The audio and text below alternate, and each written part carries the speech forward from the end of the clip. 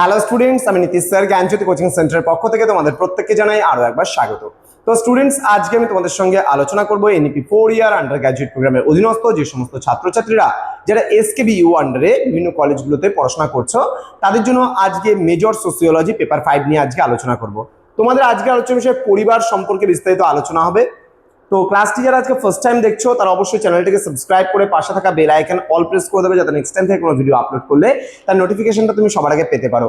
এছাড়া যারা ভাবছো যে অনলাইনে আমাদের ক্লাস জয়েন করবে, নোটস নেবে, তারা অবশ্যই যোগাযোগ করো আমাদের অফিসিয়াল নাম্বার 7076398606 নাম্বারে অথবা 6295916282 নাম্বারে। তোমাদের টোটাল কোর্স ফি রয়েছে 1199 টাকা পুরো সেমিস্টারের কোর্স ফি, কিন্তু এখন আমরা নিচ্ছি পুরোপুরি ফ্রিতে কোর্সটা তোমাদেরকে প্রোভাইড করছি মাত্র 99 টাকা দিয়ে। তুমি যদি রেজিস্ট্রেশন করো আমাদের সেন্টারে পুরোটা বিনামূল্যে পেয়ে যাবে। তো দেরি না করে আজই যোগাযোগ করো আমাদের সঙ্গে এবং যুক্ত হয়ে যাও আজকেই আমাদের ক্লাসে। চলো শুরু করছি আজকের ক্লাসটা। আজকের আলোচনার বিষয় পরিবার সম্পর্কিত আলোচনা। ক্লিয়ার?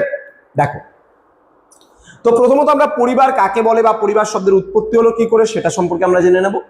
কি বলছে পরিবার শব্দের উৎপত্তি? বলছে ফ্যামিলি শব্দটি এসছে রোমান শব্দ ফ্যামুলিয়াস থেকে, যার অর্থ হচ্ছে ভৃত্য বা সেবক। দেখো, একটা পরিবারে থাকা প্রত্যেকটা মানুষ কিন্তু একে অপরের সহযোগিতা করে, একে অপরকে হেল্প করে, তাই না? যেমন আমি আমার কর্মের দ্বারা হেল্প করছি, আমার সন্তান সন্ততি বলো, বাবা মায়েরা বলো, প্রত্যেকেই কিন্তু একটা পরিবারে একে অপরকে সহযোগিতা করে। আমি আমার মেয়ের কাছ থেকে আমি বিছানায় বসে আছি, আমি বলছি বাবা এক গ্লাস জল দাও তো, সে কিন্তু আমাকে এসে এক গ্লাস জল দিচ্ছে, তার মানে এটা কিন্তু সে আমার সেবা করছে।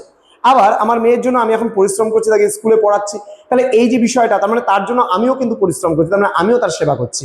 তার মানে পরিবার দেখো কত সুন্দর একটা বিষয়, যেখানে সকলের মধ্যে সকলের একটা বন্ধন রয়েছে। তো এই ফ্যামুলেস থেকে কিন্তু ভৃত্য বা সেবক কথাটি এসছে। তো আবার অনেকে মনে করেন এটি ল্যাটিন শব্দ ফ্যামিলিয়া শব্দ থেকে এসেছে। ঐতিহাসিকভাবে এটি অভিন্ন বংশ এবং বিবাহসূত্র সম্পর্কিত সদস্যদের কিন্তু সমষ্টিকে বোঝাতেও কিন্তু ব্যবহার করা হতো, যে পরিবার মানে কিছু সংখ্যক সদস্যের কিন্তু সমষ্টি, একই ছাদের নিচে একইভাবে মানুষ কিন্তু বসবাস স্থাপন করছে। ক্লিয়ার? এবার সমাজতাত্ত্বিকদের যদি সংজ্ঞা বলি, অধ্যাপক ম্যাকাইভার ও পেজ যেই কথাটা বলেছেন পরিবার সম্পর্কে, কি বলছে? পরিবার হলো এমন একটি গোষ্ঠী যাকে সুস্পষ্ট জৈবিক সম্পর্কের মাধ্যমে কিন্তু সুনির্দিষ্ট করা যায়। এটি সন্তান সন্ততি জন্মদান এবং লালন পালনের কিন্তু এক স্থায়ী প্রতিষ্ঠান রূপে কিন্তু গণ্য। তো পরিবারের বৈশিষ্ট্যগুলো সম্পর্কে চলো এখন জেনে নেই। কি রয়েছে পরিবারের বৈশিষ্ট্য? সবার প্রথম পয়েন্ট আসবে বিশ্বজনীনতা। বিশ্বজনীনতা বলতে পৃথিবীর এমন কোনো জায়গা নেই যেখানে পরিবারের অস্তিত্ব তুমি খুঁজে পাবে না, তার মানে বিশ্বজনীন হয়ে গেল। তো বলছে পরিবার পৃথিবীর প্রতিটি সমাজে এবং প্রতিটি স্তরে কিন্তু বিদ্যমান, এটি সমাজের প্রাচীনতম একটি প্রতিষ্ঠান। ক্লিয়ার? নেক্সট বলছে সীমিত আকার। এবার পরিবার কিন্তু খুব একটা বেশি বড় হয় না, তার একটা আকার থাকে, ছোট্ট একটা নির্দিষ্ট গণ্ডির মধ্যে হয়। তো বলছে পরিবারের আকার সাধারণত সীমিত হয়, এটি মূলত জৈবিক সম্পর্কের ওপর কিন্তু ভিত্তি করে গড়ে ওঠে। ঠিক আছে? রক্তের সম্পর্ক অনুযায়ী কয়েকজন মানুষকে নিয়ে কিন্তু তোমার পরিবারটা গড়ে উঠছে।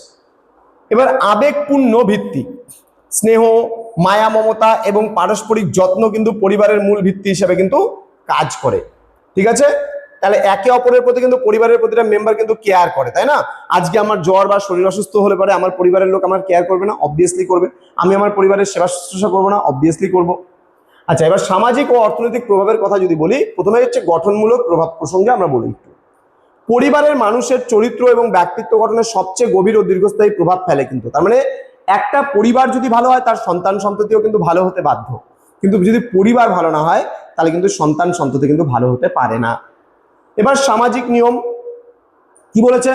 শিশুরা পরিবার থেকেই কিন্তু সমাজের রীতিনীতি, নৈতিকতা এবং আচরণের কিন্তু ধরন শেখে।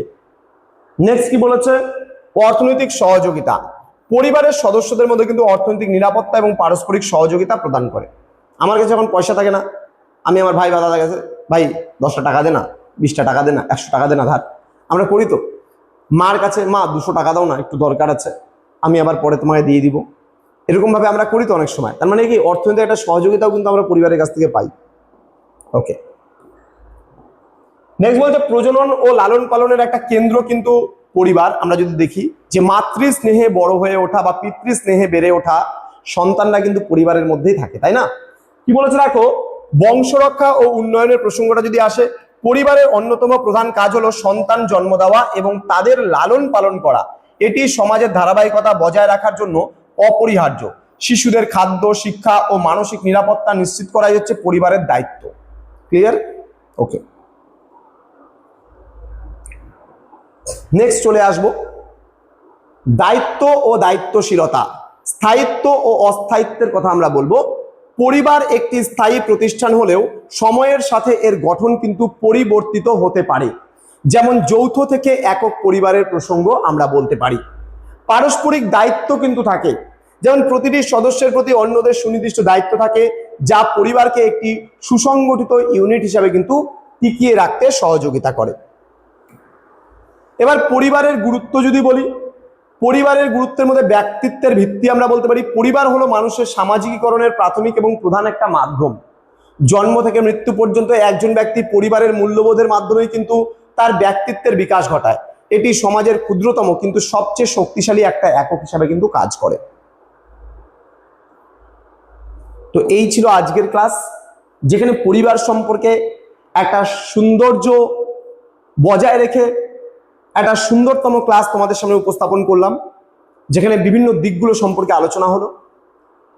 যারা এখনো আমাদের চ্যানেলটিকে সাবস্ক্রাইব করনি, সাবস্ক্রাইব করে পাশে থাকা বেল আইকন অল প্রেস করো। স্ক্রিনে যে নাম্বার দুটো দেখতে পাচ্ছ আমাদের অফিসিয়াল নাম্বার, তোমরা সকাল 11 থেকে রাত্রি 9টা পর্যন্ত যে কোনো সময় যোগাযোগ করতে পারো, রবিবার বাদ দিয়ে। দেখা হচ্ছে খুব তাড়াতাড়ি আরো একটা নতুন ক্লাস নিয়ে তোমাদের সঙ্গে। তোমরা প্রত্যেকেই ভালো থেকো, সুস্থ থেকো। Thank you so much, thanks for watching after all, thank you.